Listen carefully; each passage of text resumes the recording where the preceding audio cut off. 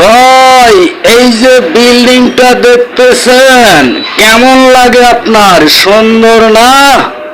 হাজার হাজার কোটি কোটি টাকা খরচ কইরা এত বড় জায়গা দখল কইরা এত বড় স্বপ্ন। কিন্তু একটা প্রশ্ন করি ভাই, এই স্বপ্নটা কার জন্য ছিল?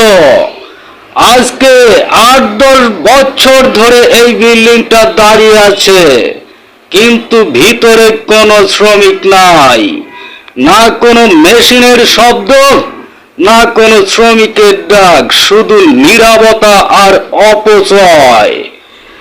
একদিকে দেশের হাজার হাজার যুবক চাকরি খুঁজে পায় না, মায়ের চোখে পানি, বাবার কপালে দুশ্চিন্তা, আর অন্যদিকে এই রকম শত শত ফ্যাক্টরি শুধু দাঁড়িয়ে আছে, কিছুই করছে না।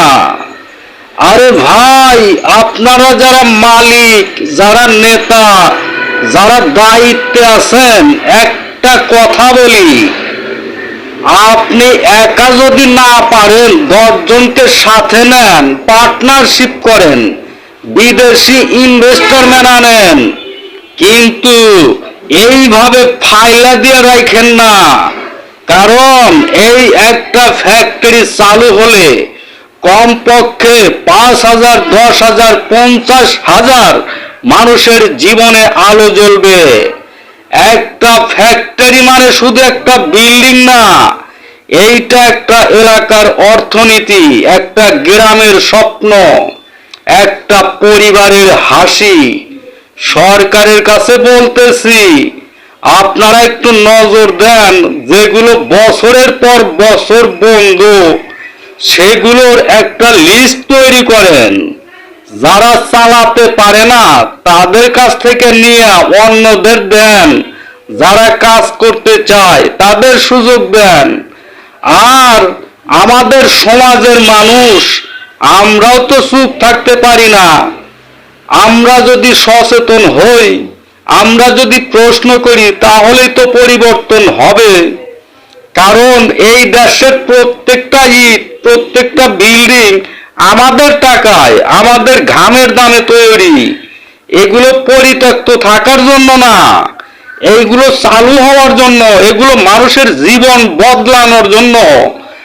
আজ যদি আমরা চুপ থাকি, আগামীকাল আমাদের পরবর্তী প্রজন্ম প্রশ্ন করবে, তোমরা তো কিছুই কও নাই। তাই এখনই সময় ঘুম থেকে ওঠার, কাজে নামার।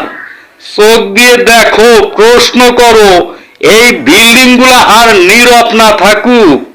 এইখানে আবার শব্দ শুরু হোক, মেশিনের শব্দ, কাজের শব্দ, জীবনের শব্দ। কারণ একটা চালু ফ্যাক্টরি মানে একটা সুখী বাংলাদেশ। কলিজার বন্ধুরা, ভিডিওটা এত পরিমাণ শেয়ার করবেন যেন প্রত্যেকটা বন্ধ ফ্যাক্টরি সরকার চালু করতে বাধ্য হয়। দেশের বেকারত্ব দূর হবে ইনশাল্লাহ। ধন্যবাদ সবাইকে, ভালো থাকবেন। আমার ফেসবুক পেজটা ফলো করে সাথেই থাকবেন।